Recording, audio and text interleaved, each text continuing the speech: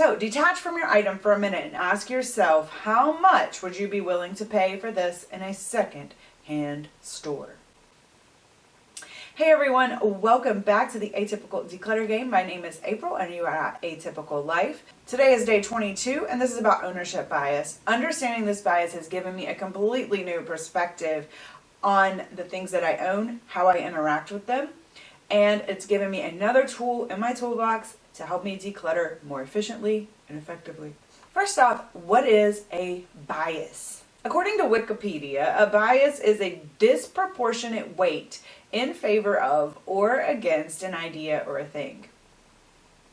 Disproportionate weight in favor of an idea or a thing. So the takeaway here really is that bias is an error.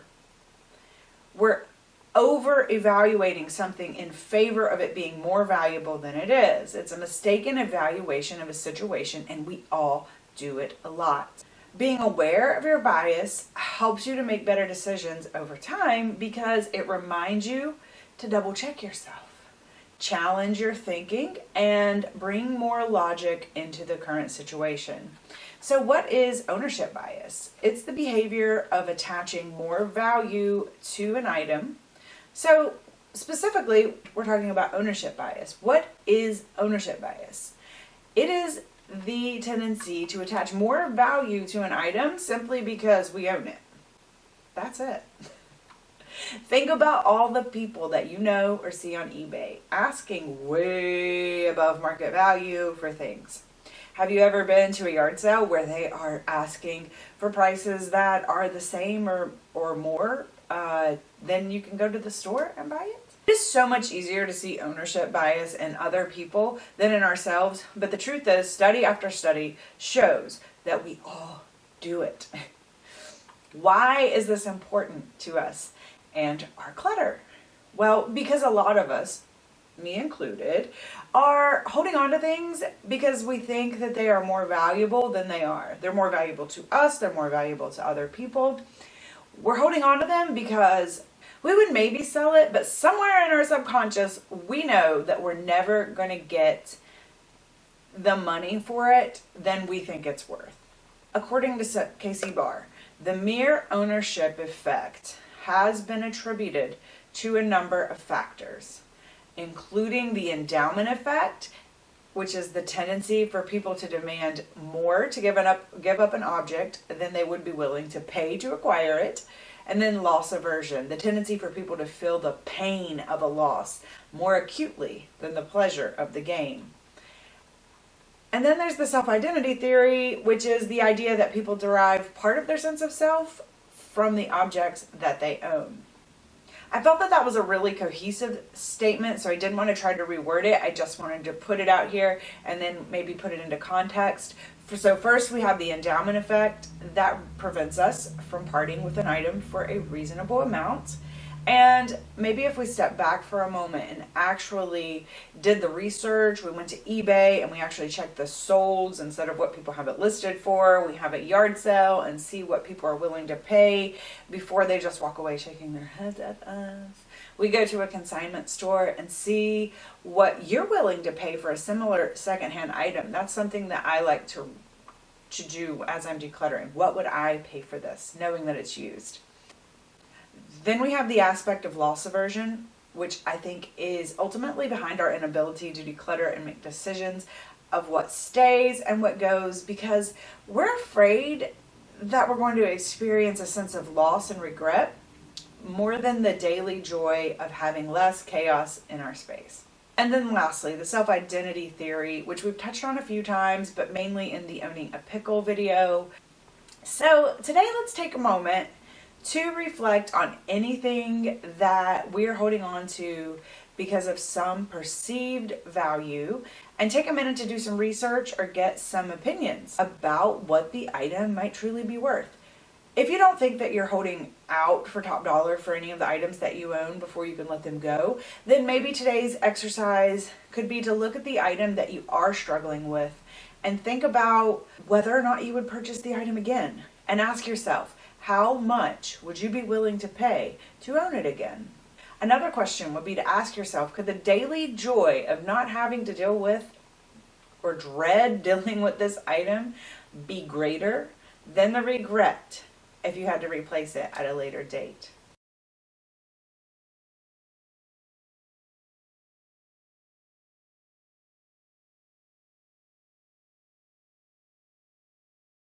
So that's all I have today about ownership bias. I think that it's a concept that we all kind of intuitively understand, but sometimes it helps when we actually look at maybe a more psychological or scientific explanation of it.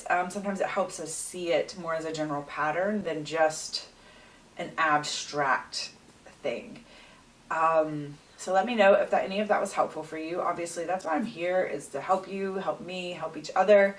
And yeah, I've just really appreciated doing this series and spending this time with you guys. So I will see you guys again in the next one. Don't forget about the other social media, the hashtag Atypical Declutter on Instagram. You can join in and post pictures there anytime. Show me what you're decluttering, please. I would love to see it. I'd love to talk about it. Yeah, and I'll see you guys again soon. Bye. Hey guys, welcome back to the Atypical Declutter Game. My name is April and you are at Atypical Life. Today is day 23 and it's about putting yourself on a yes buy. It's way too over there. This is day 23 and this is about putting yourself on a yes buy. So, step 1, put yourself on a yes buy while simultaneously putting yourself on a no buy. Alright, so how do we do this? First off, let's go to wherever you like to make lists, open it up, and let's start making a list. We're going to do a yes category and a no category. The majority of our clutter accumulates because over time we have more coming in than we have going out. There are some extraneous circumstances, but for most of us, we have to stop bringing so much in. If we fail to improve the habit of overbuying, we will always inevitably return to the over-owning cluttered space that we're struggling with now. We will. It just happens. Many of the categories that I struggle with excess are the categories that I have trouble making accurate purchases. And the items never really suit the need, or the things that we talked about earlier, like the fantasy self items, or areas where I just really haven't done the math and I think that I need a whole lot more of these things, and I think that I'm using a whole lot faster than I am. So once I have these items in my possession, though, it's harder to declutter them because of all the other reasons that we've talked about. We have the poverty complex, we have indecision, we have ownership bias. And then honestly, all of those thoughts racing around in our heads, what do? We freeze. Then suddenly we can't declutter the items add up and they start contributing to the general slow burn chaos of life. Makeup and beauty products are a category that I happen to see a lot of people in the YouTube world, including myself. This is basically how the whole project panning community came to be in existence, but I see people really struggle in this category. If you've ever seen a Pan That Palette series, you know that it's almost impossible to even use a whole eyeshadow palette in 1 year. It's really hard to do. So when you're cleaning or decluttering or just trying to live life, take note of the things that you don't need to purchase for a little while. For me right now on my list, I just went through and did this again, chocolate candy. I bought a bunch at Easter. It's all still good, but now I have all this extra. I don't need to buy anymore. Plain t-shirts. No more clothes in my kids' current size. Makeup or beauty products of pretty much any kind, except for powder. That is actually on a yes buy. Fiction books, no more spices unless it's a direct replacement. And then I have a yes buy list. And this is a list of things that I actually need to keep my eyes out for. Like I said, I actually need finishing powder right now. I've went through all of my, and I don't have any more. I need a new broom.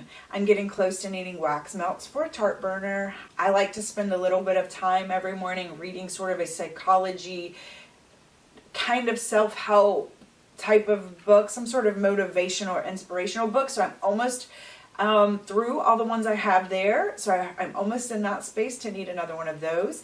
It is time to shop for Christmas gifts, which I've started to make my list for specific examples of things that I can buy. I love doing a yes buy because I feel like having that list of things that I can actually buy and things that I should be looking for keeps me focused, because I feel like shopping and being out is sort of a pastime, or it's social activity. So if you have a list of things that you're actively looking for, it allows you to still be in that space, but with the discipline and the focus to only get what you need and to only pick the best examples of the things on your yes buy list. You can spend more time per item, so you're picking out the best purchases for you. So for extra credit, when you're buying your yes buy items, don't just settle for the first thing that you come to. Convince yourself to wait and do some research, look around, comparison shop, see if you can't find the right item that has all of the features that you want. Read reviews, find the best price. Window shopping, learning to practice patience and mindfulness when you are shopping, and learning the art of window shopping is actually a lot of fun. I have totally enjoyed working on window shopping and practicing it over the years. I can go out and spend a whole day at the mall and not buy anything, and really do a lot of price comparisons and looking around and take mental notes. And I love it. I actually enjoy it. It's a nice time. It allows you to be out and about amongst beautiful items while knowing that you don't have to take any of it home. Tell me, do you guys ever practice no buys? What are your yes and no categories? And do you ever do yes buys? How do you do your shopping habits? I mean, yes buys in a sense are a little bit similar to having a list when you go grocery shopping, except this is more general. This is items you're looking for in the long term. So anyways, let me know how you guys approach your shopping, and if any of that was helpful, and I will see you guys again soon. Bye! Hey guys, welcome back to the Atypical Declutter Game. My name is April and you are at Atypical Life. Today is day 25, project Use It Up. This tip comes directly from learning to use makeup up in the project painting community, but can certainly be applied to any type of consumable product. Basically, the tip is to just use the products up. If you're having trouble decluttering, try to use them up. So many of us are swimming in our products and our extra products, and when we go to the store, we often shop out of habit and not necessarily what we need to buy, but what we normally buy. So my favorite example of this is someone who I was helping to get organized, and they ended up having 14 boxes of fabric softener sheets. It was cute and funny, and there was some laughter, but two things really came up from this. And first off, the need to practice knowing what you actually need to buy by putting yourself on a no buy and a yes buy, and making shopping lists before you go to the store, but also getting organized and having some sort of organization happening where like items are together so that you can always see exactly how much of things that you do have, because when they're scattered all about the house, you have no idea. And then you get in the habit, and then all of a sudden you have more and more things, and then you just don't even understand how much of something you actually have. But then what? But what next? What do you do once you realize that you have acquired way too much of some type of product? Decluttering. Yeah, that sounds so easy, but go through them, declutter what you can let go of. What can you convince yourself to let go of? That would be step one. If you can gift or donate items, that's a great step too. I know for people who, like myself, who struggle, sometimes if you know that you're giving something a good home, it's easier to part with it. And then definitely put yourself on a no buy of the item. I talked about that, I think it was the last video, but it was definitely a recent video. Until you can use the majority of your stash up. So cleaning products, candles, makeup, beauty products, food, spices, vitamin supplements. Honestly, you can even do this with like clothing and shoes. But just get out a couple of the items at a time and put the rest away for a little while and just focus on using those one or two things up. You will be so surprised at how long it takes. It takes me several months to burn through a candle. So if I'm alternating between 3 candles, it takes over a year for sure. I have candles that have been in certain rooms of the house that have been there for 2, maybe 3 years, maybe even longer. I think I just finished one that had been there for 4 years. Okay, 4 years. It still smelled good. It was fine, but it's just the point, like, how many candles do you really use? It's not how many do you want, how many do you need, how many do you actually use? But pick one, use it, move it out, and that's going to clear out more and more space as you do finally get some things out. But even more important is the lesson that you learn while you're trying to use it. And this is how long it actually takes. Most of the time, you're going to be shocked. So write the date of when you started on the product somewhere. And then you can make little progress lines from time to time. I should have brought you something over, but then you can make little progress lines on it from time to time. Just put the date, and you'll be shocked at how long it's actually taking you to use things, and how much you think in your mind, how much you're buying because you think you're going through it faster than you are. My friend with the fabric sheets, it took 5 years. Or honestly, maybe 10. I can't remember. This was so long ago. This was back in 2008. So it was a while back. But it was so long before she had to buy fabric sheets again. I tried once wearing out a shirt just out of curiosity. I wore it once a week for 5 months, and it was still fine and in good shape and presentable. I hated that shirt when I was done, and I was certainly able to let it go after that, but it was fine. Like, I could still pass it along to someone else. Like, the shirt was absolutely fine, and somebody actually bought it in consignment. So there you go. Think about how many shirts, and I didn't charge much for it because I knew how much it had been worn, so don't come for me. But think about how many shirts that we think we need. This topic certainly relates to the doing the math video. If you would like to check that video out, how many pairs of shoes do you own? That definitely goes in with this video. But anyways, so let me know, have you ever participated in like a project, use it up? Are you part of the panning community? If so, hi.